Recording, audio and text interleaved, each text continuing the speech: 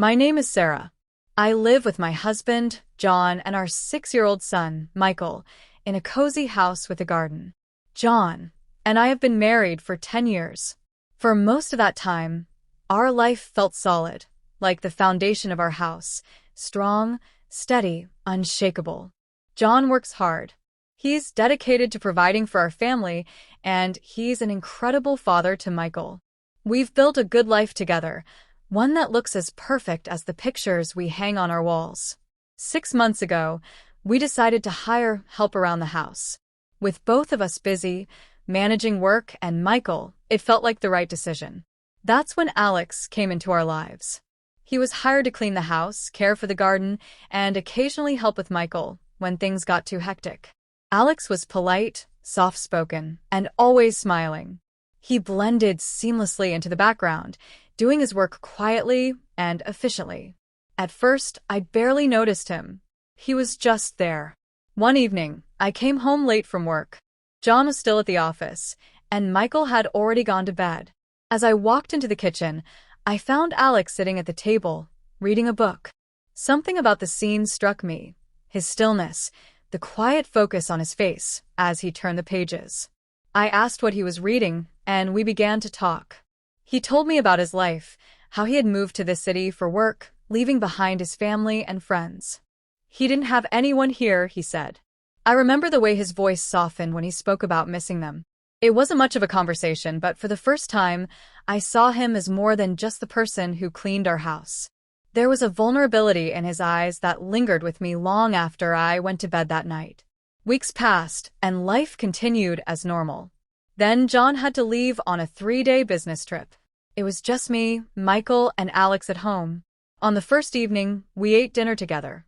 Michael went to bed early, and I found myself in the kitchen with Alex again. We talked like before, but this time, the conversation flowed more easily. He made me laugh, a deep, genuine laugh I hadn't felt in years. His attention felt warm, comforting, like a light shining directly on me. It wasn't something I had been looking for, but I realized I liked it. Then it happened. I kissed him. It was a brief, almost thoughtless moment, but it hit me like a tidal wave. The second I pulled away, I felt the weight of what I had done. My heart pounded, and I stammered out an apology. It was a mistake, I told him. It won't happen again. He didn't say anything, just looked at me with an expression I couldn't decipher. That night, I lay awake in bed, the guilt pressing down on me like a heavy blanket. I kept thinking about John, about Michael, about everything we'd built. How could I have done something so reckless? I promised myself it was a one-time mistake. But promises are fragile things. A few days later, it happened again. This time it wasn't quick or hesitant. It was a kiss that lingered, that deepened, that felt like an acknowledgement of something unspoken between us. I didn't stop it. I didn't want to. For the first time in years, I felt alive in a way I couldn't explain, and it terrified me. When John came back from his trip, life returned to its usual routine, on the surface at least. We ate dinner together, played with Michael, and watched TV at night. But inside, I was consumed by the secret I was keeping.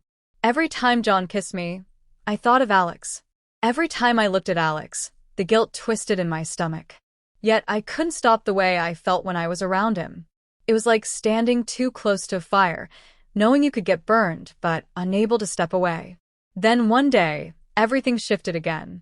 I stumbled across messages on John's phone. They were from another woman.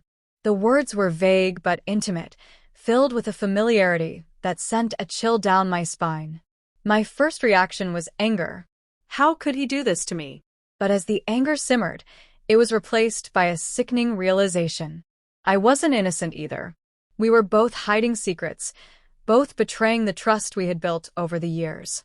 The life we had worked so hard to create felt like it was crumbling beneath us, piece by piece. The weight of it all became unbearable. I couldn't keep the secret anymore. One night, after Michael was asleep and Alex had gone home, I told John the first needed to talk to him. My hands shook as I sat across from him at the table. I could barely meet his eyes. "John," I began, my voice trembling, "I need to tell you something." He looked at me, his face a mixture of curiosity and concern. "What is it?" he asked. I've been seeing someone," I admitted, the words tasting bitter as they left my mouth. I told him everything. I told him about Alex, about the kiss, about how it had happened more than once. I apologized over and over, tears streaming down my face. "I'm so sorry," I whispered. "I love you, but I don't know what's wrong with me." John didn't say anything at first. He just sat there, staring at me, his expression unreadable. The silence stretched on, each second feeling like an eternity.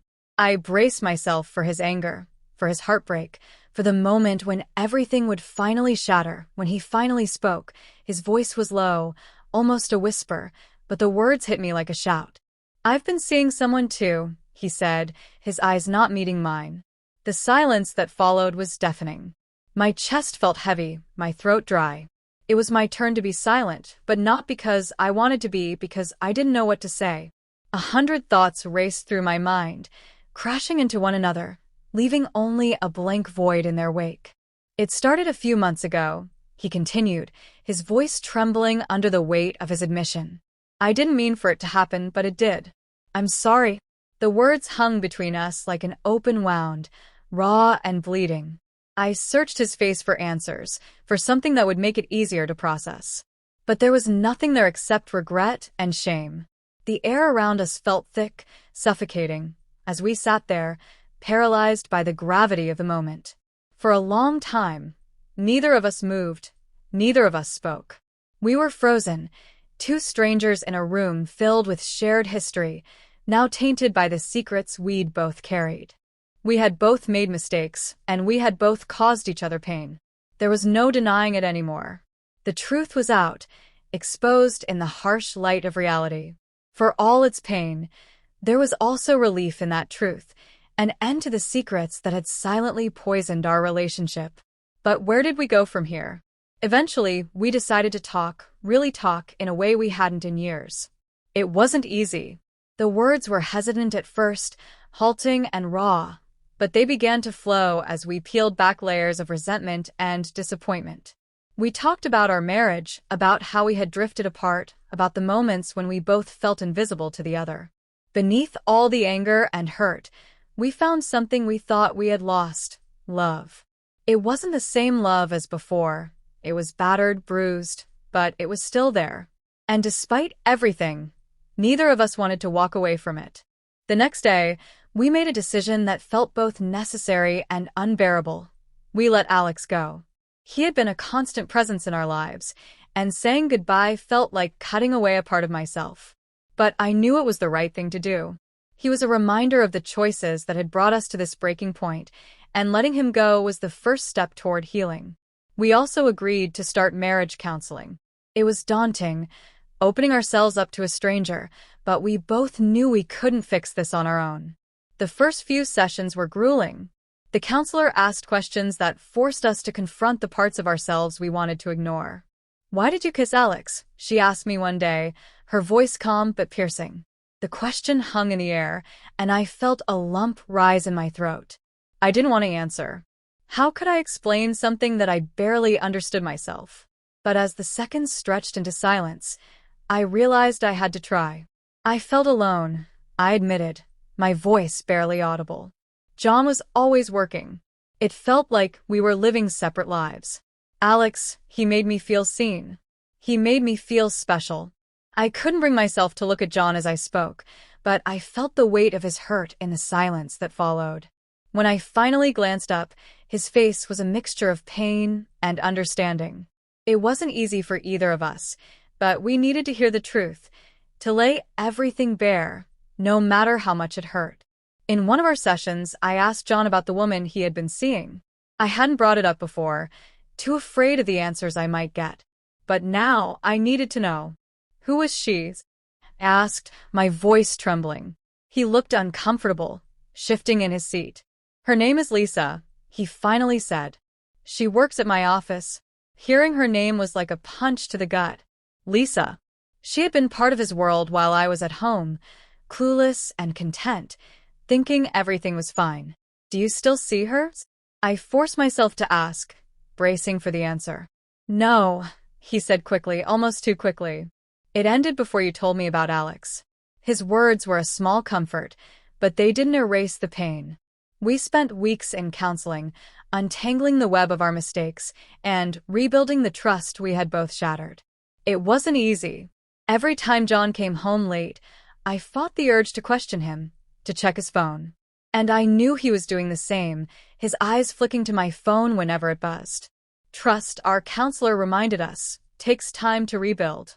Slowly, we began to heal. John started coming home earlier from work. We made family dinners a priority, sitting down together with Michael, laughing and sharing stories. On weekends, we spent time as a family going to the park or watching movies at home. The house felt quieter without Alex, and Michael noticed. "Where did Alex go?" he asked one evening, his big eyes filled with curiosity. "He found another job," I said, the lie sticking in my throat. It wasn't the whole truth, but it was the best I could give him. Months turned into a year, and we found a new rhythm. One weekend, we took a trip to a small beach town, just the two of us. It was the first time in years that we had been alone together, and it felt like rediscovering a piece of ourselves we had forgotten. On the last night of our trip, as the sun set over the ocean, John surprised me. He pulled out a small box from his pocket. Inside was a new wedding ring. "I want us to start fresh," he said, his voice thick with emotion. Tears filled my eyes as I looked at him. This man I had hurt and who had hurt me, yet who still stood by my side. "I love you," I whispered as he slipped the ring onto my finger. "I love you too," he replied, and in that moment, it felt like we were stepping into a new chapter, leaving the past behind. Today, our marriage isn't perfect, but it's stronger than it has ever been. We still attend counseling occasionally, not because we're struggling, but because we know the importance of keeping our connection strong. Our home is filled with love and laughter, and Michael is thriving. He doesn't remember much about Alex, and for that, I'm grateful. We've learned that love isn't just a feeling. It's a choice, one we make every single day. We're not perfect, but we're real. And that's what matters most. Thanks for watching. Subscribe. Beyond the Surface.